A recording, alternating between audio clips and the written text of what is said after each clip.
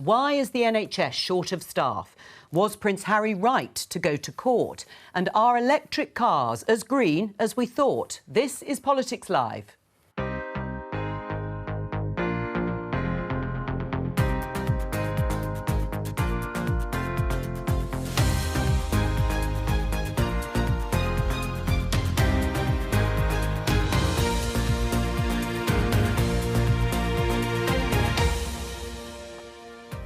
Joining me today, Conservative MP Jackie Doyle-Price, Labour MP Sam Tarry, Kezia Dugdale from the John Smith Centre at the University of Glasgow, and Reform UK's candidate for London Mayor and Fair Fuel campaigner Howard Cox.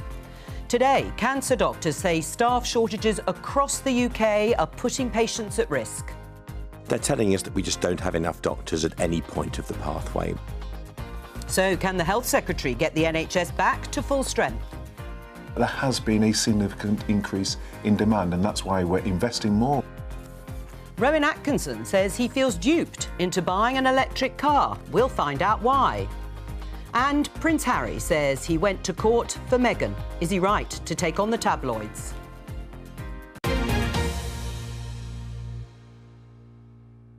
Well, let's start with that final story. Prince Harry in court. You can see here the headline, Emotional Duke says he went to court for Meghan, giving evidence at the High Court. He said during his, emotional final day of evidence yesterday that he hoped the High Court case would stop the abuse, intrusion and hate towards him and his wife. Starting with you, Jackie, has the Duke of Sussex done the right thing in taking this case to court, saying what he did against the publisher of the Daily Mirror? Well, that's a matter for him, actually. I mean, and clearly he, from the statement he's made, he feels very strongly about that and he's entitled to defend himself and his family. To be honest, for me, I always took a self-denying ordinance not to talk about Prince Harry once he left royal life, and I find the soap opera around him and his wife very, very time-consuming, really, and not something I really want to get engaged in. But the actual substance of what he's done in court in terms of challenging practices by the tabloids, I think is a debate we should be having, actually. Do you think it's changed? Do you think things have changed? Have the tabloids cleaned up their act in the way Prince Harry has demanded? I think they might have changed the tools they use to do the job, but their behaviour hasn't changed at all. I mean, they are, in fact, I would go as far as to say that they're more sensationalist than ever, because so much now is content is accessed online, so it's designed around clickbait. It's designed on getting you to scroll down and follow these stories. So I still think there's a way to go, but actually, they're producing what the public want to read. Well, and that's what they would argue. It's demand. Of course, there's a difference between the means and the way they get information and being sensationalist all the same. Sam, what's your view? Was he right to go to court, the Duke of Sussex? Do you think he's achieved anything? I think that probably remains to be seen what he's achieved, but in terms of taking a stand against what are, in my view, as an elected politician, a completely pernicious and toxic influence on political discourse, the way that tabloid newspapers, not only do, as Jackie's rightly described, go for kind of clickbait, often targeting women MPs, for example, have been, some horrendous targets, but also the way that they divide and demonise whole sections of society on a regular basis, I think is just awful. And actually, it's not about saying that this is what consumers want. They are producing a project which has quite a political agenda, and I think it's very divisive. But on both sides, wouldn't you argue? It's a political agenda, whether you take one from the right or one from the left, and it is what consumers buy. But the impact, is toxic on political culture, debate in this country. It pushes people against each other, and I think that for me is something I want to see less of, not more of. Well, on the basis of that, Kezia, it sounds like he hasn't quite achieved or exposed what he hoped to, and obviously it's been covered extensively, certainly since he's given evidence, even if not in the run-up for reasons that we can assume. Was he right, though, to go and make the statements he did about the press and the government? I think so, yes. I think he was right to do it. He has a right as an individual to do it. He has the means and I think therefore a duty to take on what he said before, which is to reform the tabloid press. So I commend him for that. And I think he's doing the public a service as well, because the levels of trust in the media are falling at fairly spectacular levels. I mean, Reuters are showing since 2015 there's been a significant drop in trust in the tabloid press and in the media more generally. I think that's something we should all be concerned by. Right. Critics would say, of course, that they've done their fair share, Harry and Meghan, to court the press, as have other members of the royal family. And in that sense, that's the quid pro quo. Well, sure, that's the deal. But what we're talking about here are the practices that are put to generate the stories that we all read and buy. And this is ultimately a story about phone hacking and whether that took place. We thought we'd resolved that 15 years ago, but we know that, you know, year in, year out, there are still many claims against the tabloid press that are settled out with of court. And Harry's taken a very prominent one right into the forefront of public discourse, and I commend him for that. Howard? Well, I'm sympathetic with some of the comments that have been said here, but he's made his bed and he's lying in it. In other words, when he needs the media, he uses them, and he's rolling in money, his Netflix deals and all those sorts of things. And I just think he's gone a bit too far by criticising the government, becoming political. Right, well, when he said it had reached rock bottom, exactly. he was talking mainly about the press, but he talked about the government too. Yes, what did you think of that remark? I mean, as I say, he's talking broadly about the political culture of which the government's a player. And, you know, ultimately, we do need to show some leadership. And I have some sympathy with what Sam says. But, you know, sometimes we play those toxic political games. I make a point of not doing, actually. I play by the principle, play the ball, not the man. And I think we could all benefit a lot more from that. And government does need to show some leadership and give instructions to media about what's acceptable and what isn't. Oh, well, but that might be seen as trying to interfere with the freedom of the press. I don't know. I think asking the press to be responsible is not interfering with freedom of speech. Do you agree with that, Sam? Look, what I would like to see is a serious conversation amongst politicians of all, you know, parties about the kind of discourse we have, but also what's acceptable in terms of things like fake news. I mean, you know, we used to have a culture of proper investigative journalists in this country, and it just seems to be dying a death, and that is not a good thing. The Fifth Estate is part of a healthy democracy, and that is something where, you know, whether it's anonymous briefings, whether it's, you know, things that are just simply untrue being repeated in verbatim, even in mainstream newspapers like the Times and so forth, you know, this is a step backwards for democracy itself. We need proper, thorough, investigative journalists. You know, I joined a few journalists yesterday about local cutbacks in the BBC. You know, that's another problem because local democracy and local journalism are really important. All of these feed into distrust in politicians, distrust in the media, and I think if you only have to look across the Atlantic at how dangerous completely partisan media is. We're all in favour of more scrutiny of politicians, I can tell you that on this programme and across the BBC. Let's move on to this headline, BBC News. NHS struggling to provide safe cancer care, say senior doctors. They've been talking on the airwaves today. The Royal College of Radiologists is warning that all 4 UK nations are facing chronic staff shortages, with patients waiting too long for vital tests and treatments. Jackie, almost 1 in 10 posts in NHS England is vacant. Is that just a clear sign of government failure? No, I don't think it is. And we talk about the NHS as if it's one great monolith. It's not. It's, you know, the NHS is our system of paying for and delivering, you know, free care at the point you need it.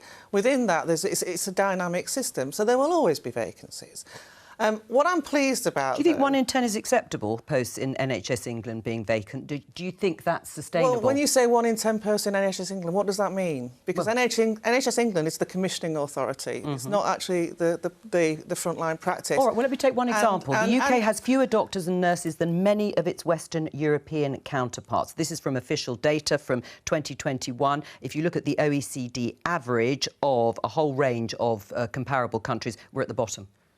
Well, I mean, you could present figures in any which way. But, I mean, the truth of the matter is we often look at our health system, we define it by how much we spend and how much people work in it. We actually should be looking much more in terms of outcomes and outputs. That's what we should do. We know we're placing a lot of demand on the health service.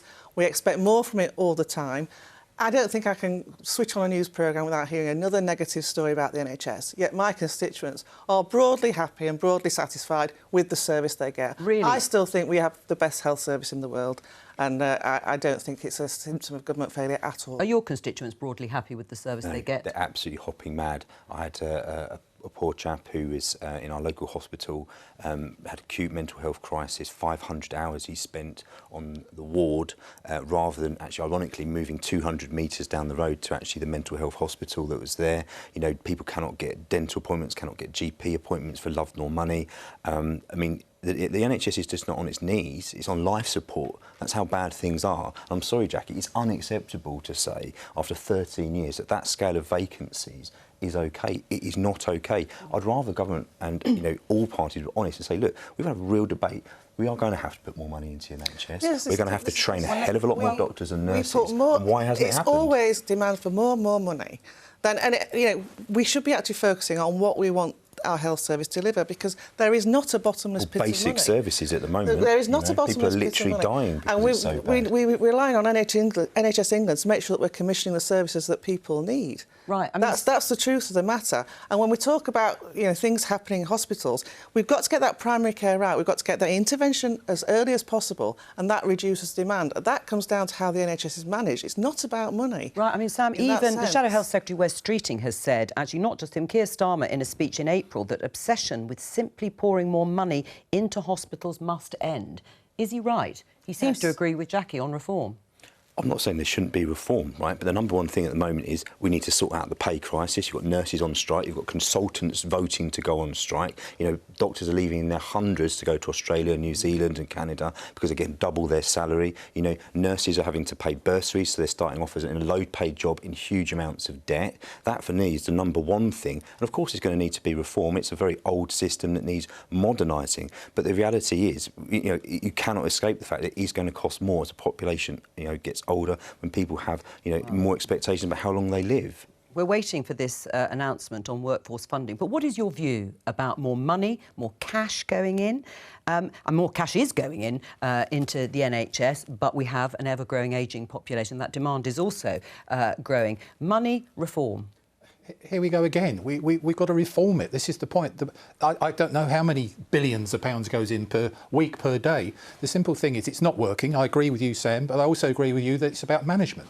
What we need to do is actually start incentivising the staff, bringing back those staff that have left. Why have they left? Ask the question. Is it money or is it conditions? I can give you an example of a midwife in St Thomas's Hospital, for example, is giving up midwifery because she's got to pay ULEZ on a double shift over a situation. I'm bringing that in simply. Those are That's the low emission zone, yes, paying extra transport costs. I mean, just before I come to you then, Kezia, well, let's listen to Dr Tom Rock. He's Vice President of the Royal College of Radiologists, talking to the Today programme. He said the issue isn't just pay and conditions, but other things too.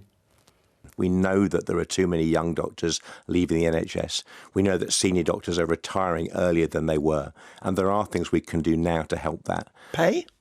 Partly pay, but the biggest thing, I think, for senior doctors is just making our lives easier with better IT.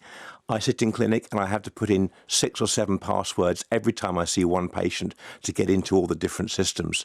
IT makes my life more complicated, whereas my phone makes my life outside work easier. What do you think of that? I mean, we're all laughing because we can recognise what he's saying there, that there is a big problem there. I mean, Jackie said, you know, she doesn't want the NHS to be one big monolith. I really wish it was. It's something that binds us as citizens across this country. It's a uniquely British thing. It's part of our DNA. We need to do everything we possibly can to protect it. And that same guy was saying on the radio this morning that every month's delay when it comes to cancer treatment can lead to a 10% chance in you actually surviving that.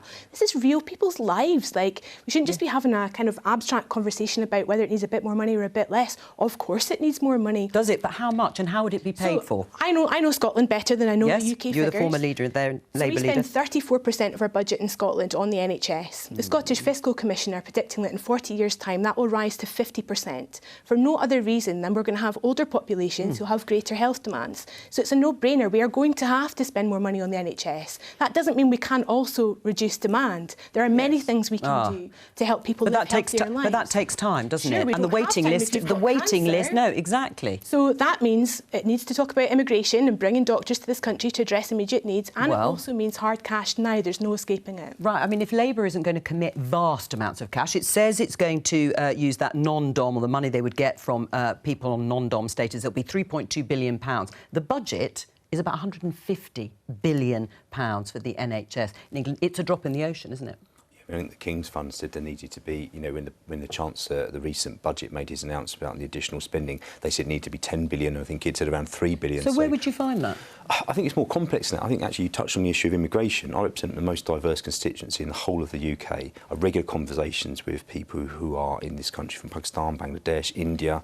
I'm actually talking at the moment to a group of people, entrepreneurs working with a government agency in Bangladesh who are linking up actually with a Scottish university to put on the ground in Bangladesh a British standard nursing hospital to train people up to a British standard, and they'll finish the second part of their degree here in the UK. That, to me, seems to be a very sensible, globally outlooking way of potentially bringing highly trained staff to this country to accelerate, the vacancies being diminished. Right, is that one way of meeting the demand? To be honest, I think it's obscene the extent to which we rely on migrant labour to work in our NHS as it is. And we're taking the most talented people from overseas when they need to be developing their own nations. I come back to the issue about reform. I mean, essentially, the NHS is still run in the same way that it was when it was created 75 years ago, and yet the demands placed on it are significantly different. So we need a really fundamental look at how we get more bang for our buck. What is that fundamental look, Jackie? It's when you say £150 billion. Yeah, I mean, it is. It's a huge budget, but you say we need to protect the NHS at all costs in the way it is sort of currently formulated. You say it needs fundamental change. What does that actually mean? Does it mean breaking it up? Does it mean private sector involvement? Does it mean outsourcing? What does it all mean in terms of... It means earlier intervention, actually, and it means, we've just had an announcement, thankfully, from the government about making more use of pharmacy. Sam's quite right when he draws attention to people finding it difficult to get GP appointments. There's actually far too much that relies on going through a GP when you've got so many more specialisms. There is much more we can do to triage people, to get them access to what they need earlier, and that will actually save and get more efficiency for that money. Jackie, the question I've got, right, we're 13 years in, right, why has this not been happening? We're actually 75 years into a developing NHS that demands has changed. Now, even to 10 years ago, there are reforms happening all the time. You speak to my local hospital, I looked at my local radiology department, the innovations in technology they have there. It's not as if everything's completely ossified. This is a lack of a serious government strategy. It's still based on a contradictory policy on migration that just clearly isn't working, and it isn't being honest with people in this country. Why not talk about some things that Andy Burnham's done, where he's trying to bring together health and social care? I think actually today the Fabian Society has published a very interesting report, and it's not Labour policy yet, it might be, where they're actually talking about integrating these two things. These are not new debates, but the problem is the government is just being incapable, and people are losing their lives because of this. I don't accept that at all, Sam. Well, I'm sorry, but it's a fact. Let's be brutally frank.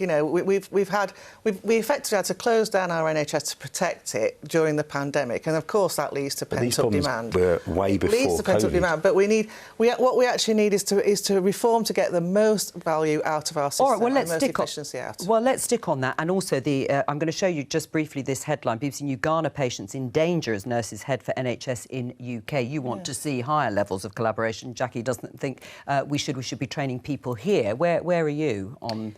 Well, this is hardly ideal, is it? But the reality is we do need doctors in this country, and there are doctors prepared to come and work here under the right circumstances. The way to resolve this being a long-term problem is to invest now in places for people to study medicine here. But 2 quick points around demand. Let's not pretend that money in the NHS just stays in the NHS.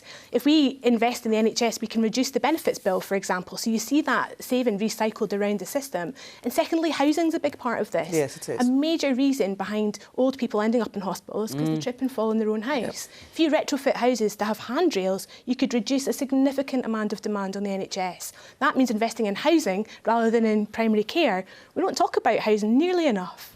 One of the things that I listened to what he said, I think his comment was, it's not just about money, it's about, he said IT, but I think it's a lot of bureaucratic incompetence. If he's actually having to fill 6 forms in, like the police do when they arrest someone, they have to fill in loads of things and go back to base. All those sorts of things are causing problems. Get that sorted, I think the efficiency would improve. Well, under the same amount of money. People always say it's about bureaucracy, and you can have back office efficiencies and so on and so forth. Do you think that would be Joe? Right? Not incompetent. This is the whole problem about what we're seeing right across the country at the moment. People are fed up the back teeth with the administration that's going on and not the frontline care. You don't want the UK to be as reliant on foreign workers into the NHS, but would you want to see NHS staff come off the shortage occupation list at the moment when there are vacancies? Well, we need a much more long-term approach to planning and managing workforce. And to be frank, it's only in recent years we've been properly addressing workforce issues. It's only now we're talking about having a workforce plan, despite the fact that... Are you frustrated it hasn't actually turned up yet, this workforce plan? Well, I'm glad it's finally happening at all, because we've always been so obsessed with money. But, you know, we've got to look at where the, you know, representative institutions have a role to play here. You know, the Royal Colleges, they all influence the number of people that get trained, and they also need to be part of this challenge. And does the money, any extra funding, have to be new money that comes for this workforce plan, not taken from existing NHS budgets? As I say, I still think we can get a lot more efficiency from the amount of money that we spend. I mean, Howard's referred to the bureaucracy. I mean, there is an awful lot of money spent in commissioning. And not all of that's efficient. If I could relate it to a local example, you know, it's 6 years since my local NHS announced that they were closing a hospital and replacing it with 4 new medical centres within the community. So far we've got 1 of those and not a spade in the ground for the other 3. 6 years. Now this shows that we've got a really incompetent commissioning system, and we can get a lot more value out of that. All right, well, let's talk about electric cars, electric vehicles. We're only 7 years away until the UK bans the sale of new petrol and diesel cars, so by 2030. In a moment, we're going to speak to Robert Llewellyn. He's the presenter of the Fully Charged show on YouTube, which promotes electric vehicles. He's a big fan. Howard, you're the founder of Fair Fuel UK. Why do you want to scrap the ban? It's very simple. It's a draconian ban. It wasn't. We didn't ask for it. It's undemocratic. It's based on an informed premise, for a start. And what's really worrying, it's impacting on low-income families, small businesses, etc., who can't afford to buy electric vehicles. And this is one of the things we talked about fake news in the press earlier. I'm portrayed as anti-electric vehicle. I'm not. I'm very pro-electric vehicle, but it should compete with other clean fuel technologies like hydrogen, synthetic fuels and catalysts and those sorts of things. Robert Llewellyn, perhaps you can persuade Howard otherwise. Oh, I'm sure I can't, and I wouldn't want to try. There's no point. But I think that it's a very brave and I have to say surprising ruling. And I was very impressed that the government did do that. They were democratically elected. So, you know, I don't know that you can really classify it as undemocratic. They are in a position of enormous power at the moment. So they have chosen to do that. And I think what it does is what the easy scaremongering is to say, oh, in 2030, you'll literally not be allowed to drive your combustion car. You'll be banned and arrested and forced into a camp or some ridiculous stuff like that. There will be combustion cars for the next 25 years on the roads because people will buy them now. They're buying them by the ton still at the moment, huge, big SUVs and ridiculously inefficient cars. So what it means is you can't buy new ones. You can still use your combustion cars. So they're still going to be going. And what we're seeing now, which I'm predicting, just wait a minute, please, Howard. I didn't interrupt you. What we're seeing at the moment is... I'm sorry. Yeah, you can interrupt me. All right, go on, Howard. Robert, I'm not trying to interrupt you. I actually, and listen to what I just said, I believe in EVs, I believe in hybrids. Yeah. But why are we not having 4 or 5? The only reason are different clean fuel technologies. Why can't electric vehicles actually compete properly without a draconian ban on diesel and petrol vehicles? If we allowed Euro 6 to develop to Euro 7, Euro 8, that means cleaner fuel technology using diesel and petrol, and they are much cleaner. What is that? What's Euro 6? Well, it's a standard set up by the European, well, it was the EEC, in my old days, etc. They created a thing which actually, the amount of emissions that are coming out. Right. The higher the number, the less emissions are coming out. All right, well, let's stick to the idea of ban or not. But, Robert, do you want to answer the point in principle? Yes, I mean, there have been enormous changes in vehicle emissions, but I would still say I would love Howard or anyone else I want an experiment I've offered many people. They drive into a sealed container for 2 minutes in their clean diesel, and I'll drive into a neighbouring sealed container in an electric car with the engine running, and then we'll have chat about it afterwards. There is no such thing as clean combustion. That is a critically important point, which is always ignored. And where does the fuel come from? E-fuels are insanely expensive. entirely implausible, but people can use the term, let's use e-fuels. It sounds nice. They're really clean. Let's use hydrogen. Hydrogen is incredibly expensive and it's a fossil fuel. All right. 98% of commercial hydrogen comes from natural gas. Robert, there's a lot of things we agree on here, but the one thing is, let's go down to the underground tube. There's 4,000% more particulates down in the underground. And we're not seeing anyone doing anything about that and cleaning that sort of thing up. Look, we're seeing a ULEZ expansion process. There was a public consultation last year into expanding it into Greater London. I'm sorry that this is a national audience, but that's going through. And even TfL, Transport for London, have said that there will be no demonstrable difference to the air quality we breathe by introducing a cash-grabbing tax on hard-pressed motorists, low-income families and small businesses. That's the thing I'm talking about. Can we work to get cleaner fuel technology without these bans? Right, before Robert answers, I'm going to bring in the other guest, because Jackie, you actually have an electric car. Are you a fan or not? No, not at all. Why? I have not regretted a car purchase more than my electric car. It's a complete change in driving experience. The time was when getting into your car and be able to go where you want to was a liberating thing. I mean, I have the other month I did a round trip to Dover and back to my house in Grays, which was 120 miles, and I had to stop and charge the car midway through to actually be able to get home. That's an extra hour on the journey. It's a completely different driving experience. EVs are great for being a little run around, but if you're going any distance, you actually still need a different alternative. I loved my hybrid when I had a hybrid, so I'm all in favour of electric technology, but this all or nothing into electric is, as Howard says, it's not the right policy option. Robert, what do you say in terms of the logistics, the lack of chargers available to make it easier?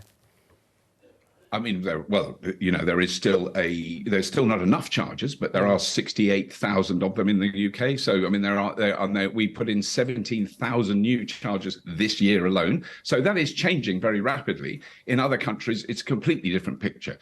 So I don't know what electric car you have, but I mean, the fact that it won't do 120 miles on one charge suggests to me that it's not one of the better ones. So the average range of new electric cars now is between 150 and 250 miles. Depends on the weather. You know, if it on a summer's day like today, it probably could get to 120 miles, but not in the dead of winter when battery technology is extremely inefficient. Robert, one other thing, just to bring up, you will have read the Rowan Atkinson article. We can show a headline, actually. I love electric vehicles, but was an early adopter, but increasingly I feel duped. Now, Robert, he is talking about the batteries. He, broadly paraphrasing, says that actually producing lithium batteries isn't that environmentally friendly either, and he has been a fan, as he said. What do you say to that? I mean, for a start, his references are very incorrect. And in fact, The Guardian has just published a correction piece about his opinion piece because there were some genuine factual inaccuracies. That's really besides the point. I'm not bothered about that. No. The thing we have to remember is that the battery technology of 5 years ago, which is what people are talking about now, is already dated, that the battery technology is developing incredibly rapidly. So we are looking now already at vehicles with 1,000 miles range, which is ridiculous and it's completely unnecessary. But that is now technically possible. There are batteries being produced with zero cobalt, which is another great hammer that people love to hammer electric cars with. What about the cobalt? There's cobalt used to refine diesel and petrol. That is now the major use of it. And we should stop mining cobalt and we should stop children being involved in that. All right, well, Sam, Labour is also supporting a ban on the sale of new, quite rightly, as Robert said, of new petrol and diesel cars. Do you back that? I think it is the right target. I do think it's going to be difficult to get there because I think, we're only 7 years away from it at the moment. I think that one of the things that's been very interesting, for example, I recently had a conversation with Sadiq Khan, and it's now been announced that we've expanded the scrappage programme eligibility. Because this is the thing, I do agree with one thing, working class people cannot be the ones that have the most inability to pay and often are the people that have to rely on their cars. You talk about nurses, for example, earlier. Often if you're working in a community, you're travelling, you do need a vehicle and of your own. Electric cars are expensive at the moment, the average price. So there's a gap, essentially, from where we want to be. I think there are issues around, the charging points and so forth. But look, I've always been a massive advocate for public transport. Look at the transformation the Elizabeth line has made for London. It's interesting. How long that take to come online? Far too long. But it's transformed London. It's shrunk London by 20 minutes. If they'd done the same equivalent, and I think even some Conservative MPs have now come out and said this, for the north of England, you linked up Sheffield, Leeds and Manchester, you'd be such a huge economic boost and probably get millions of cars off the road. Right. Is it a brave decision, as Robert opened the discussion with, in terms of having this deadline, or is it something we should all aspire to? It's absolutely the aspiration that we should have, and it's a classic example of nudge economics. The idea that this target in 2030 might decide behaviours that we have in our lives today, I think, is the only way that we're going to drive that behavioural change. So I support the 2030 ban, but at the same time I agree with Sam. The ownership of an electric car right now is a middle-class pursuit. It's one that's happening in our household right now. We're thinking about renewing the car next year. You've got to remember, well, Scotland doesn't have the public infrastructure in transport terms that London does. I can't get to my mum's and back in an electric car right now without stopping and charging it. But with a bit of technological advance and the investment that we need to hit that 2030 target, that will be the reality in a few years' time. So are you going to do it or not? Are you going to make it the next one? I need to ask my wife. I don't have the authority to make these decisions in live. It's above your pay grade. Just briefly, there's an elephant in the room. We did, Fairfield UK actually commissioned a report with the Alliance of British Drivers and the Motorcycle Action Group, so right spread of the drivers across the road users, to actually the impact of the 2030 ban on the economy.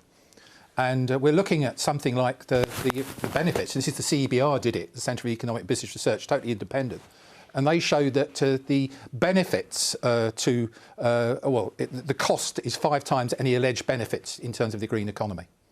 Something like £1,000 per household will be paid to 2050 for us moving to the 2030 ban. What about the cost of not reacting to the climate crisis that we're faced with? The fact that fossil fuels are going to be... Well, we disagree. I don't believe there's I'm a climate change realist. That's what I am. A sceptic? Yeah, I'm a sceptic. I want to see the evidence. I see science on both sides, and I'm afraid I don't believe there's a crisis. I believe we've got to do something. Well, the evidence is... fossil fuels running out.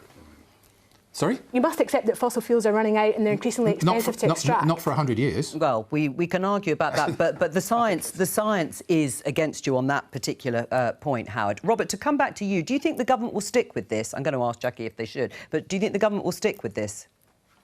I mean, I'm not convinced that they will, simply because the lobbying force and the money and the leverage that the automotive industry, in part, and mainly the fossil fuel industry have is enormous. They will fight it tooth and nail. I don't blame them. You know, it's their business is to make trillions and trillions of dollars profit every year, which they do. And that's a very important thing, which I know won't have been taken into account in the research that Howard just referred to, is how much money leaves our economy every day to pay for fossil fuel, how much electricity is used every day to refine fossil fuel. It's about the same amount as Leicester and Coventry combined every day. That's how much electricity nothing else, just electricity. The fifth largest, so we live in a very fossil fuel based economy. We've benefited from fossil fuel. There's no question. It's changed our world, and in many ways for the better. But it is time that we move on. And there are hundreds of people, very well-funded people, who will fight to the death to stop any change because it makes sense for them economically. I completely understand it. Do you think it'll be dropped? I think it'll be pushed back. Jackie. I think the ideal thing would be to amend the policy, actually, to diversify it so it's not just electric. Surely the thing to do would be actually to step up the scale of ambition of the government on tackling climate change. I don't want to be looking at my kid and saying, I'm really sorry, you're going to die of climate change, not old age. But that is the reality we're facing now. But that drop the ban is what you're saying?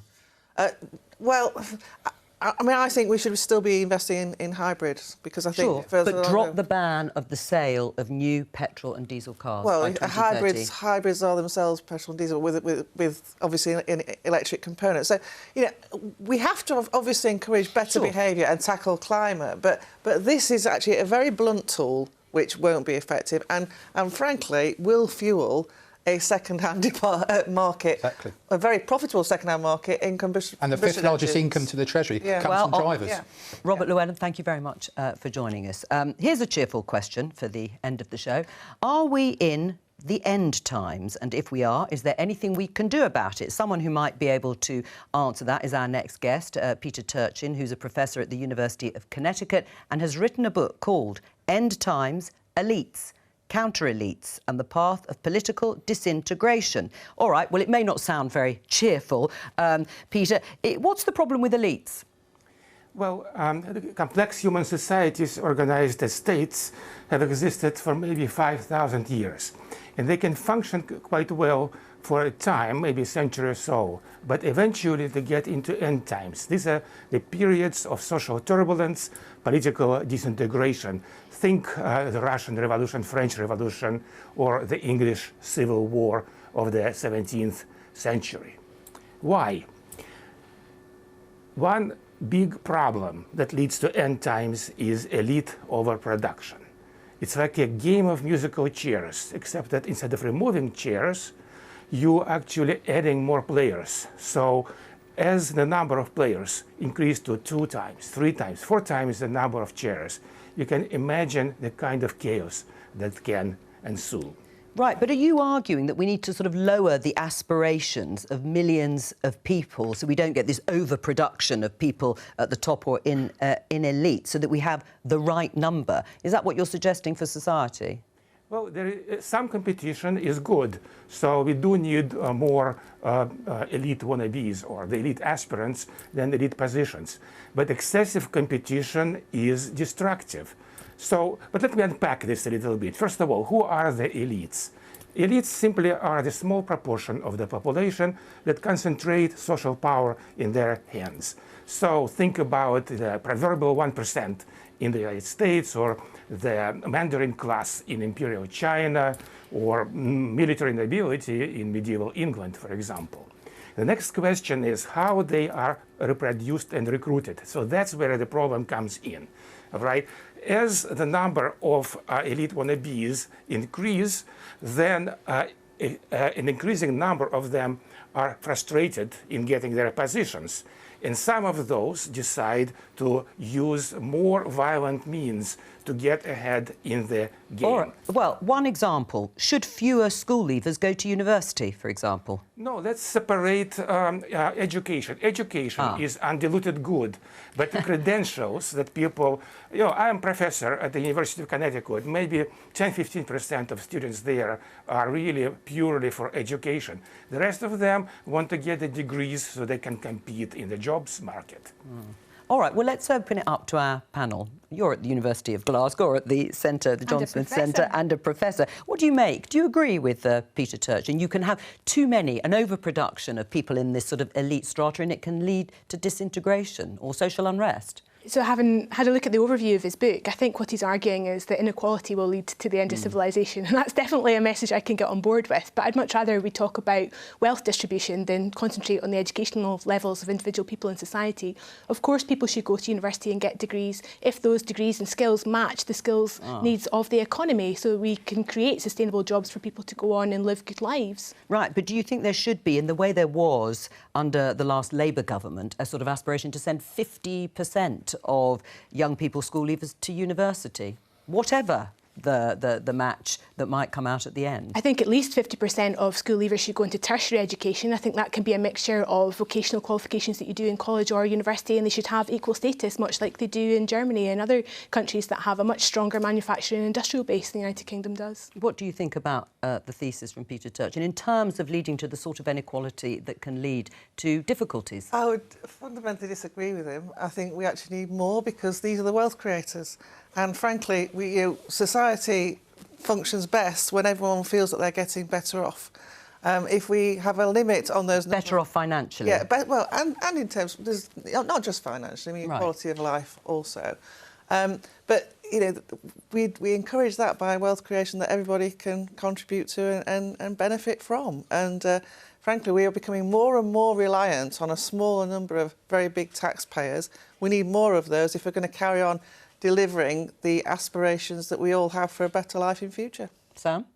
Look, I joined the Labour Party because essentially I want to abolish elites and create a more egalitarian society, and that's not been against wealth creators, but it's to say we live in a society now where the smallest group of people in the last 1,000 years of history have the greatest power of concentration of wealth and power. That is completely wrong. And the greatest contribution of taxpayers. It's more complex than that. Our society is more unequal now than almost any point in the last 100 well, years. You say that actually, because Paul Johnson on this programme a while ago from the Institute of Fiscal Studies, very well respected, said inequality on pretty well any measure that you look at hasn't risen over the last decade. It's broadly flatlined. Inequality. Well, I'll be interested to read that. I mean, look at child poverty compared to the last Labour government. It's gone through the roof. Even just over the last few years, the cost of living crisis, the people I'm seeing in my constituency. But what he goes on to say is that everybody's standards have gone down. Well, so yeah, that is probably almost. But it's not the same as saying inequality, true. Is it? But you've got on one hand, our country is wealthier than it's ever been, yet the wealth is concentrated in a smaller proportion of society. It's not distributed. As if the pie, it used to be more equally shared, has now just got a tiny sliver for the rest of them. So we're fighting over the scraps. That is not the sign of a healthy society. It's not a sign of a society that's got happiness and well-being as part of the everyday lives of ordinary people. There are many examples around the world where more equal societies have far better senses of well-being, are far healthier on a whole range of things, not just mental, even physical health. And so it's possible, within a few hundred miles of our own shores. Well, what sort of reform from Reform UK? What sort of reform would you like to see? Well, you may be surprised. I agree with Kezia and Sam more than I do with Jackie at the moment in this sort of thing.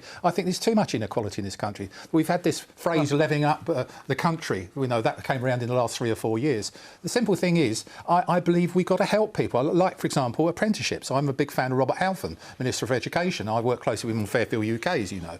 But the thing is, you're getting, as I mentioned to you about the midwife, I know a senior nurse, senior sister in a hospital said that to progress further to the next grade, you needed a degree. And she's been actually nursing for 30 years.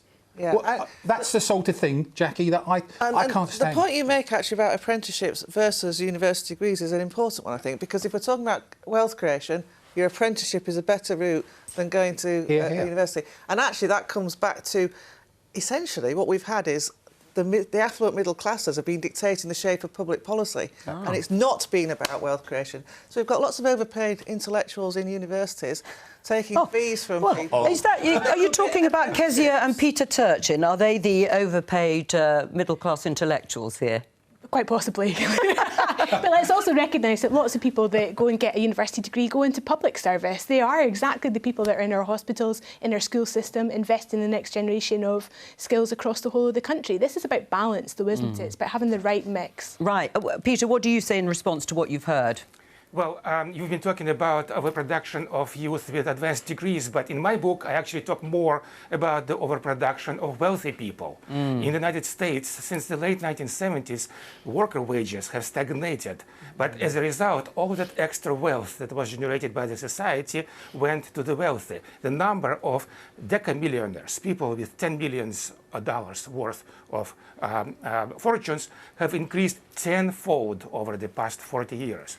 And many of those newly wealthy people, or maybe inherited wealthy people, they actually decide to turn their wealth into political power. So Donald Trump would be a very good example of that. So as the number of uber wealthy people have increased tenfold, but the number of political positions is staying flat. Right. And now we have huge competition, and as a result of it, we saw it in 2016. There were 17 candidates during the Republican primaries, and there was a huge incentive for them to get ahead and start breaking the rules. We saw how the rules crumbled. You're right.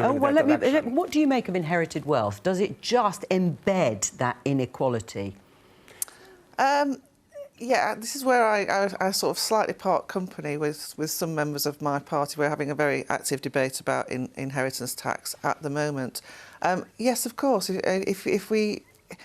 inherited wealth really does limit social mobility, and I'm a firm believer, as a working class Conservative by background, that everyone should have the opportunity to get on and make the best of themselves, and there's no doubt that inherited wealth limits that. So I do think there is a need to have some degree of inheritance tax in the system. And wealth taxes more broadly, Sam? Look, I think Peter is asking a very existential question about the danger of an unequal society. Well, and the uber wealthy competing against each other. Jackie represents Thurrock, which I happen to know very, very well. Brexit, the word no one wants to talk about. For me, that wasn't just about the European Union. It was about millions of working class people absolutely fed up with being poor, fed up with not being listened to, fed up with not having democratic say in the world around them, and a huge frustration. A big button was presented which was saying, clear off the lot of you in Westminster, they pressed that button. So actually, I think there is something in the thesis that he's saying, because that was born out of the anger around material concerns that millions of people in this country had. Yeah, and the point he actually raised there about workers' wages being flatlined,